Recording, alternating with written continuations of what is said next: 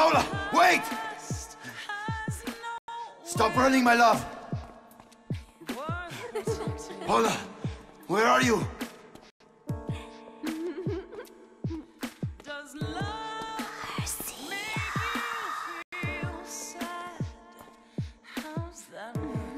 What the fuck?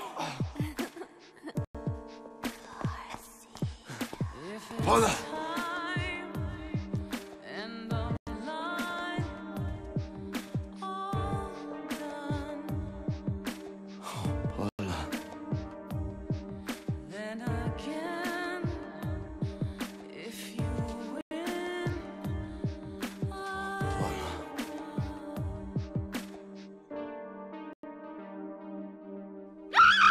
Hijo de puta!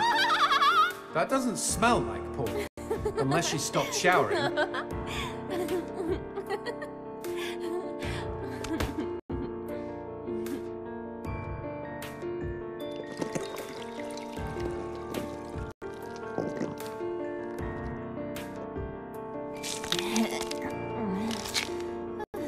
Well, that killed my stiffy.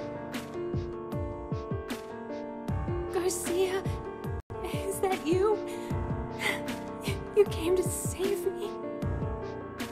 Angel. Look out, G! It's a trap!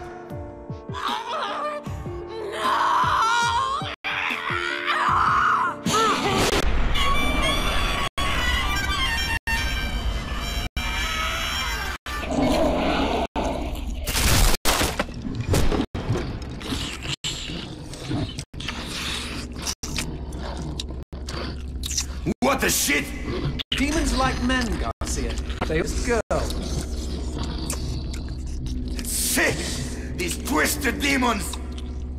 Yes, well, that's the reason I left. Fuck this pendejo!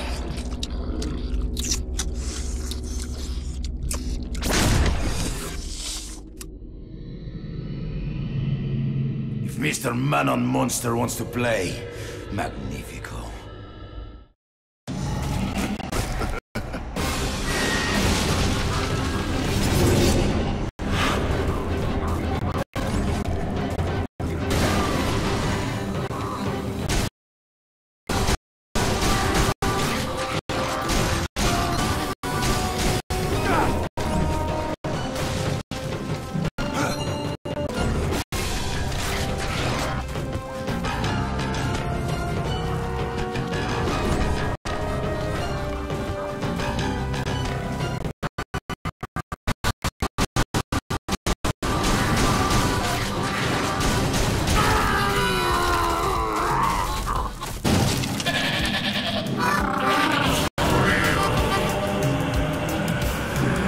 That bastard. He must be hiding around here somewhere.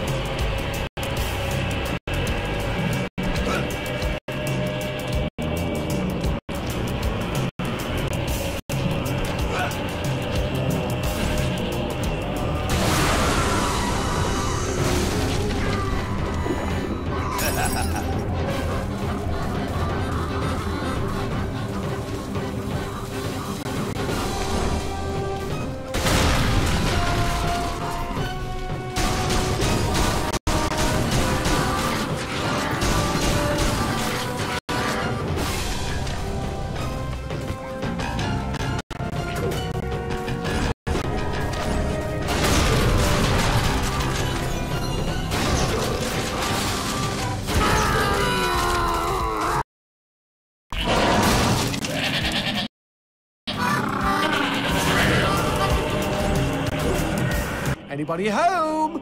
Show yourself, Hell Monkey. I think he's scared of you. He should be, Jay. He should be.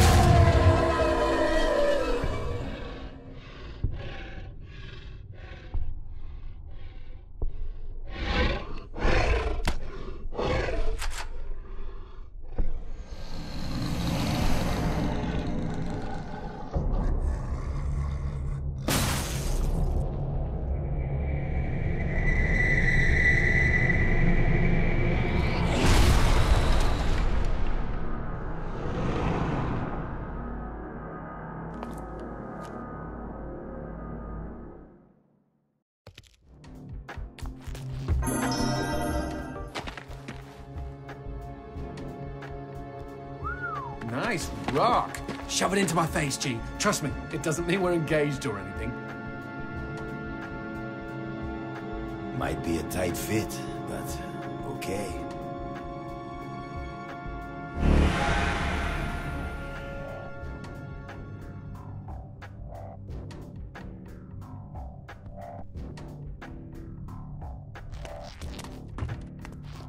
So what exactly did that do? Blue gems let me transform into new tools of war, new gears of me. In other words, A new weapon. Magnifico. you know, I bet all the VIPs are walking around with blue gems.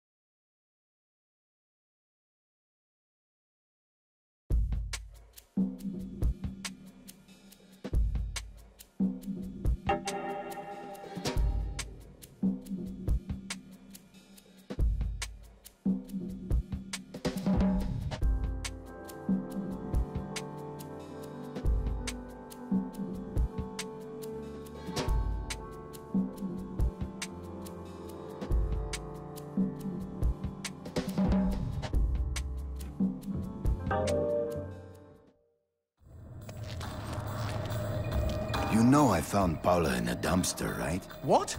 You said you met her at the supermarket. I did. It was the bin out behind the dime a dozen. And you just picked her up out of the rubbish and brought her home? Why no? Sometimes I think I hardly know you.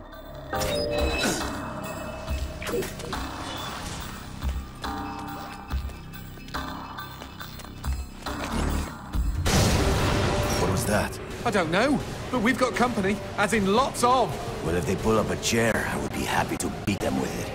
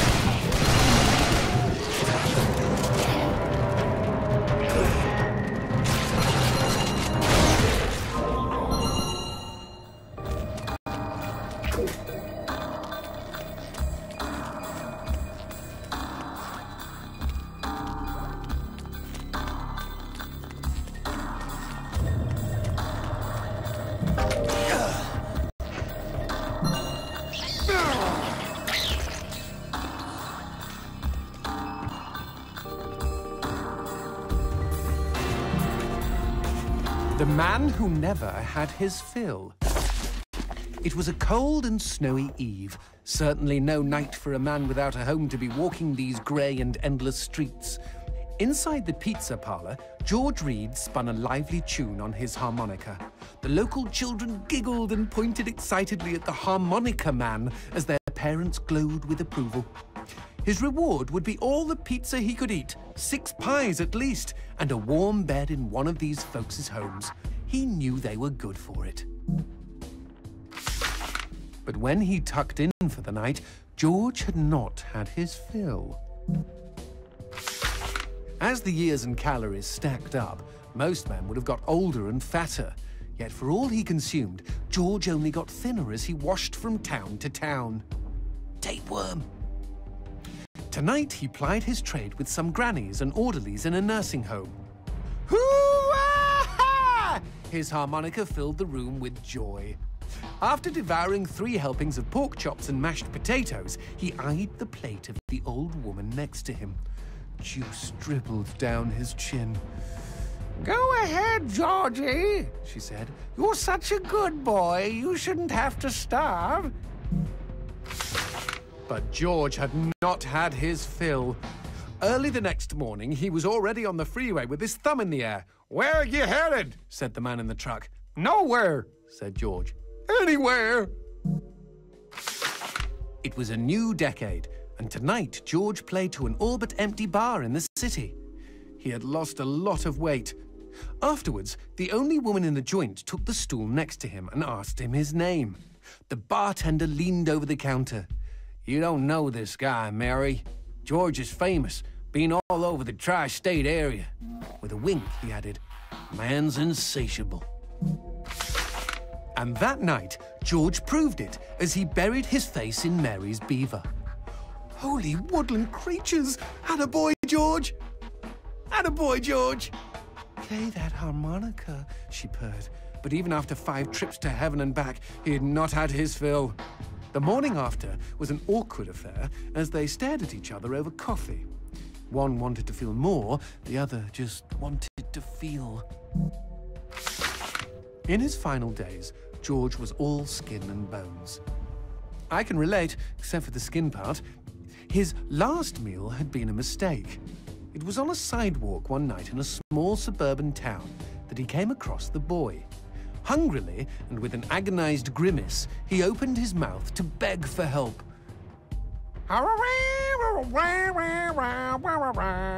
Out came a cacophony of wheezes and toots, but the boy understood. Wait, you mean Jorge ate his harmonica? Once he was alone, George Reed looked at the candy bar he held in one hand and began to cry.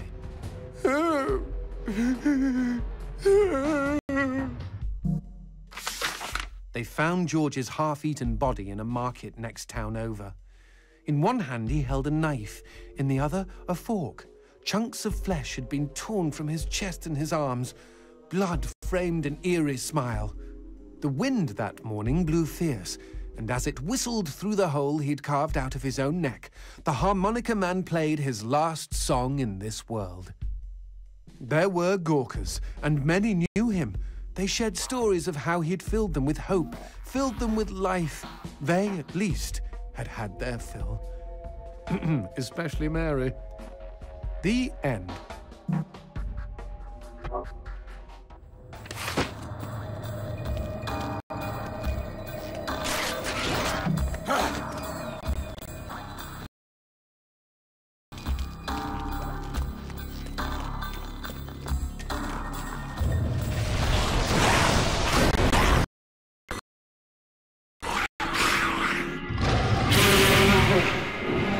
That cheeky imp! He doused our goat! Then let's put out some lights of our own.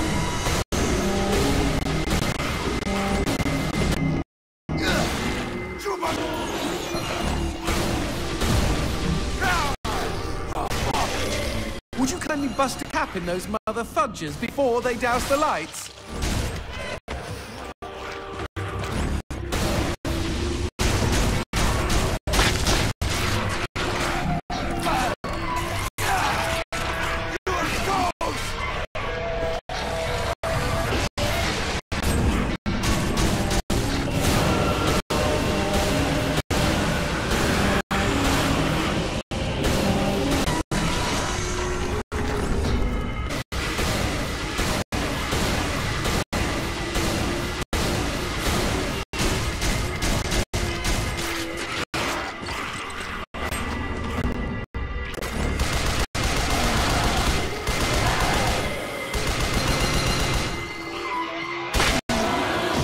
We never finished talking about you kidnapping Paula. I didn't kidnap her. You hauled her out of a skip. Isn't that illegal in some states? What did she say? Nothing. Not for weeks. I was afraid like anyone. But something changed. There was a phone call.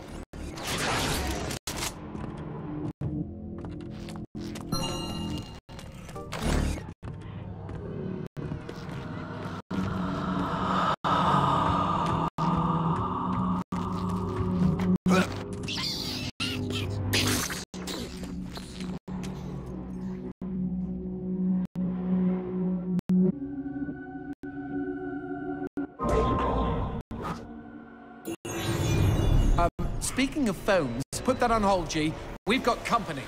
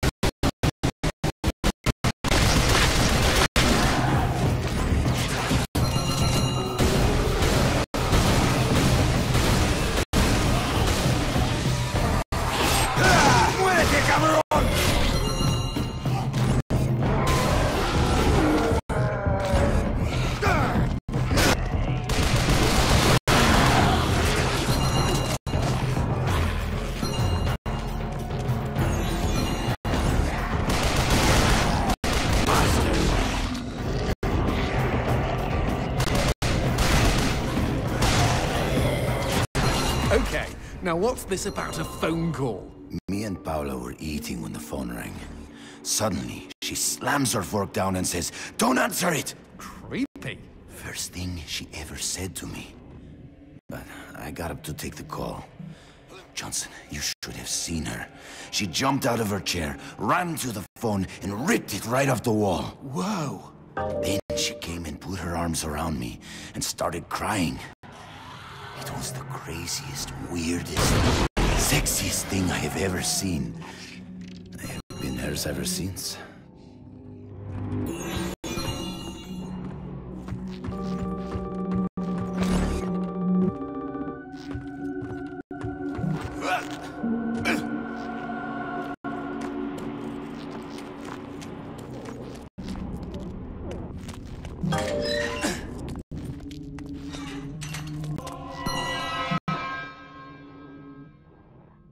What? Demons don't like teeth? The gun laws here are very strict. Haven't you wondered why they don't shoot back? You and I are violating almost every rule in the book. Heck, I'm practically made of teeth.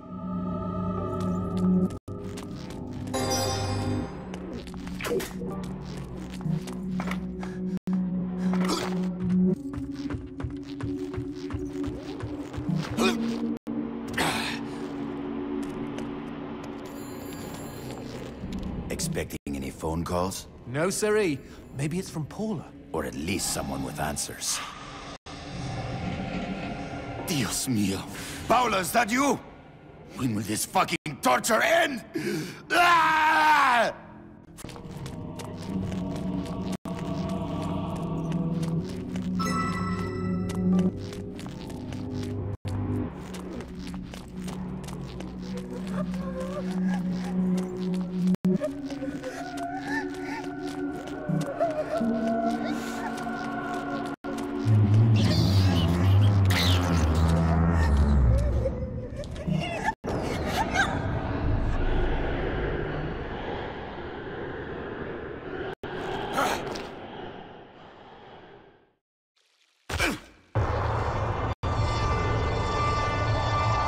Fireworks! We could use these to chase away the darkness, at least in short bursts.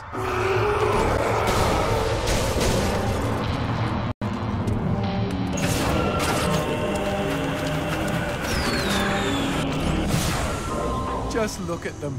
Fiery sprinkles in a great big chocolatey sky. Johnson, shut up.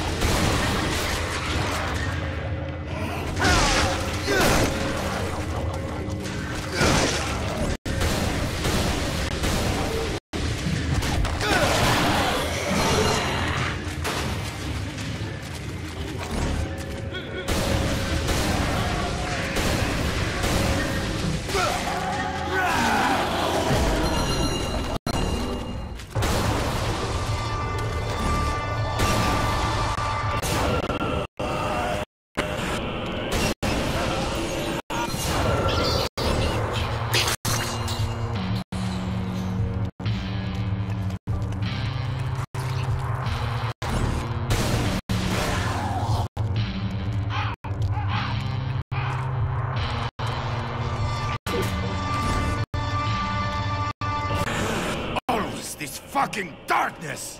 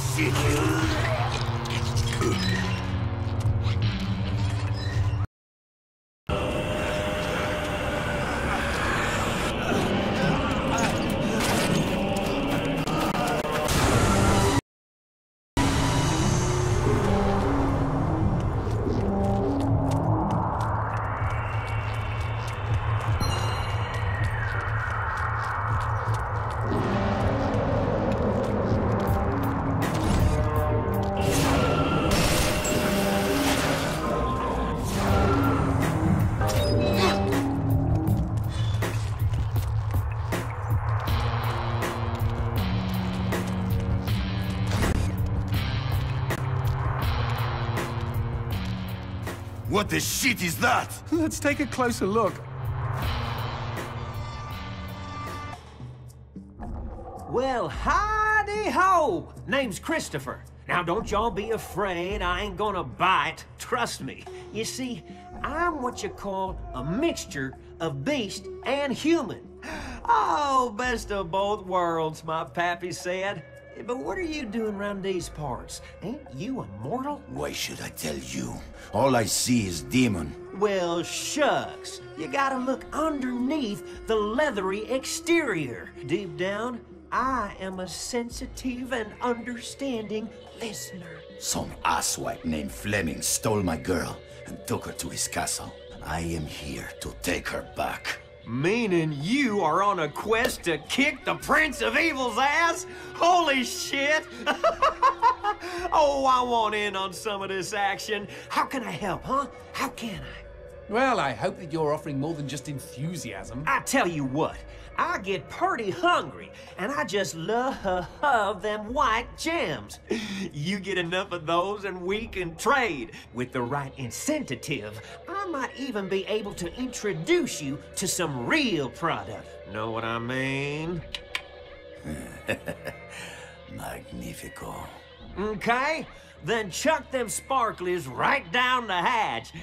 Go on, feed me! Ah! Y'all take care now. Y'all find any gems, you haul them on back to your old pal Christopher. I'm surprised Christopher hasn't had a visit from the GEA. You read about gem busts all the time.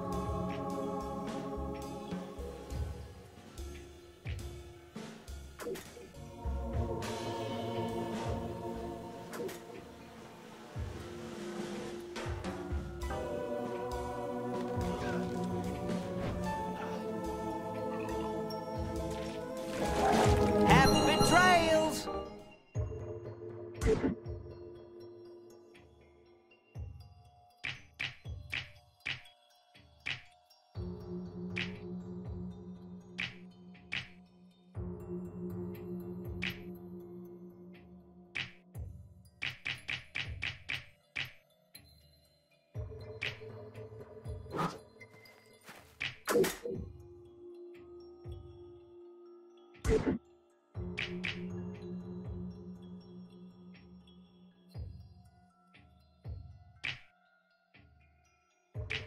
Whoa,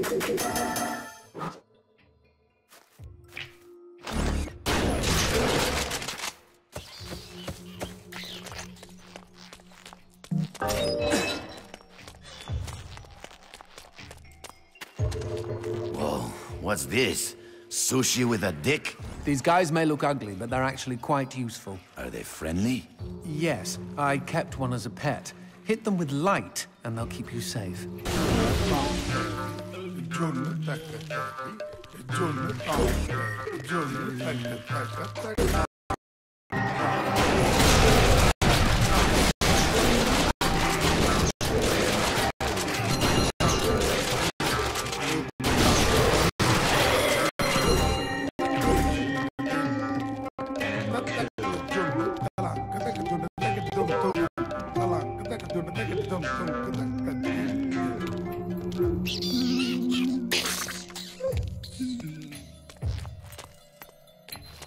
A cemetery. Really? I had no idea. No, there isn't. No need to get snippy. It's just this wasn't here before. Since when do demons get buried? Since I came to town.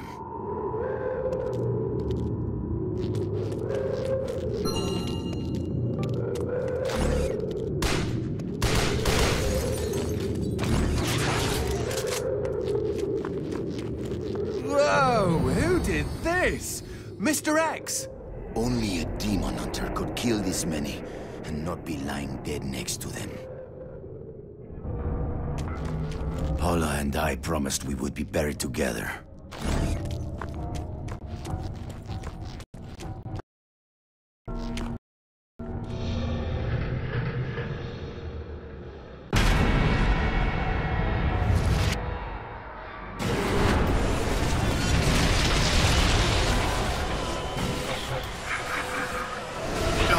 Any suggestions? Aim for the head! Not that you really have a choice. Shoot the red spot!